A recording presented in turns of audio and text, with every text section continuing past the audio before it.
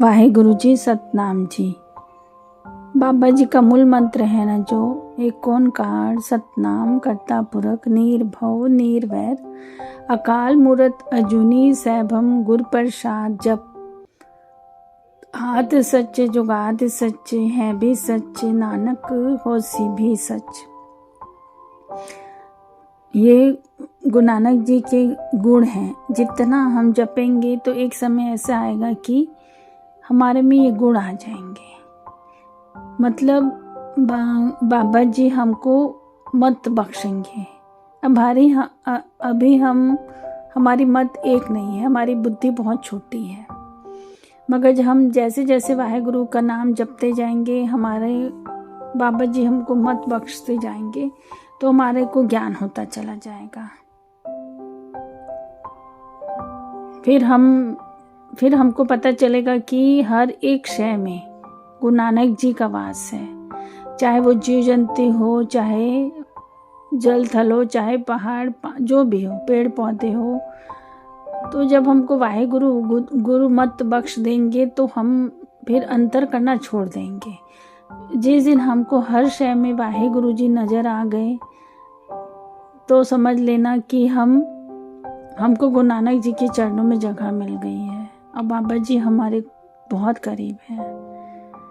मगर तब तक हमको क्या करना है? तब तक हमको जो मूल मंत्र के गुण हैं, जैसे निर्वैर, वाहेगुरु जी के, वाहेगुरु जी का कोई बैरी नहीं है, कोई शत्रु नहीं है। तो हमको उस गुण को अपने में लाने के लिए क्या है? जैसे गुरु नानक जी के लंगर में छोटा बड़ा कोई नहीं दिखता, जो आता है वो खा के जाता है। सबके ऊपर कृपा करते हैं वाहेगुरु किसी को ये नहीं देखते कि ये क्या है, ये ऐबी है या इसके दुर्गुण है या निर्गुण है, जो भी। बस बाबा जी सबको एक समान देखते हैं। हम ही हैं सिर्फ जो सब में बुराई खोजते हैं, दुर्गुण खोजते हैं। अपनी बुद्धि से हम लोगों को जज करते हैं।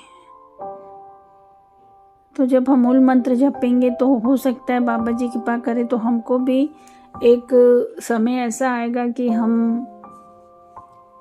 हमको सब में वाहेगुरु दिखेगा।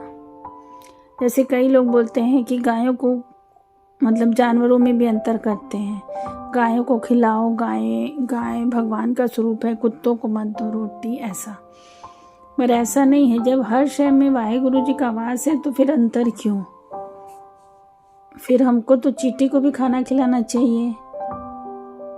तो हमको अंतर नहीं करना है किसी में। और दूसरा, हमको किसी के गुणों के बारे में बात नहीं करनी है कि उसके में ये बुराई है, उसके में ये बुराई है। हमको ये सब देखना ही नहीं है। क्योंकि अगर गुरु नानक जी हमारे में बुराइयां देखने लग जाएंगे ना, और हमारी बुराइयां निकालना शुरू कर देंगे ना, तो हम तो कहीं के नहीं रहेंगे। जब गुरु हमारे में बुराई नहीं देखता तो हम क्यों दूसरों को में बुराई देखते हैं? हमको ये गुण वाहेगुरु से सीखना है। वाहेगुरु जी को प्रार्थना करना है कि बाबा जी हमारे में ये गुण ला दो कि हम दूसरों की में बुराइयां नहीं खोजें, अच्छाइयाँ खोजें। जैसे आप हमारे को ढके हुए हो अच्छाई हमारी, आप हमारी बुराइयां कहीं बाहर नहीं दिखाते हो, अंदर है वो। हमारी अच्छाई दिखाते हो लोगों को, वैसे हम भी लोगों में अच्छाई खोजें। तब हम वाहेगुरु जी के चरणों के लायक बनेंगे। सबसे पहला तो यही गुण है कि हमको दूसरों में अवगुण खोजना नहीं है।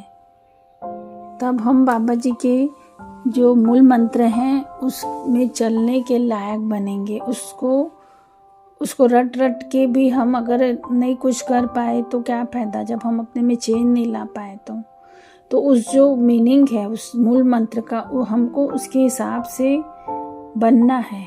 सबसे पहला तो हमको दूसरे में बुराई नहीं खोजनी है, किसी की निंदा नहीं करनी है। किसी का कोई भी कैरेक्टर हो, जो भी हो, अगर आप जानते भी हो तो आप चुप रहो। किसी के बारे में सोचो ही मत, बुरा ना बोलो ही मत। तब वाहेगुरु जी आपके ऊपर दया निहाल होंगे, दया करेंगे। अगर हमको वाहेगुरु जी के क्या बोलना चाहिए, वाहेगुरु जी की दया दृष्टि पानी है तो हमको इस रास्ते में चलना पड़ेगा। आप ठीक है ना, आप बहुत कुछ मत करो, कुछ मत, आप ज़्यादा पाठ नहीं करो, ज़्यादा कुछ मत करो, मगर मूल मंत्र अगर आप पढ़ते हो तो जो उसके मायने हैं, जो उसके अर्थ हैं, उसमें किसी एक में भी अगर आप चल पड़े, जैसे निर्भव, निर्वैर, ऐसे कोई भी एक गुण को भी पकड़ के आप अगर आप चल पड़े ना उस रास्ते पे, तो आपको वाहिगुरु जी की कृपा बहुत जल्दी होगी। क्योंकि वाहिगुरु जी जब किसी में अवगुण नहीं देखते हैं, सबको बराबर देते हैं वाहिगुरु जी, सबको। जब वो अंतर नहीं करते तो हम कौन होते हैं अंतर करने वाले? हमारी क्या है, बुद्धि छोटी है, हम उसी में अटक गए हैं। तो अगर वाहिगुरु जी की कृपा पानी है तो हमको गुण अपने अंदर लाना पड़ेगा। आप मूल मंत्र को पढ़ो, मगर उसकी जो मीनिंग है उसको भी अपनी लाइफ में, जीवन में उतारने की कोशिश करो। कोई एक गुण को भी आप अपने लाइफ में उतार लेते हो तो आपको वाहिगुरु जी की प्रसन्नता मिल जाएगी और वाहिगुरु आपको निहाल कर देंगे। धन धन गुरु नानक जी। कोई गलती हो गई होगी तो माफ़ करना। ये मैं सिंपल शब्दों में बोली हूँ। धन धन गुरु नानक जी।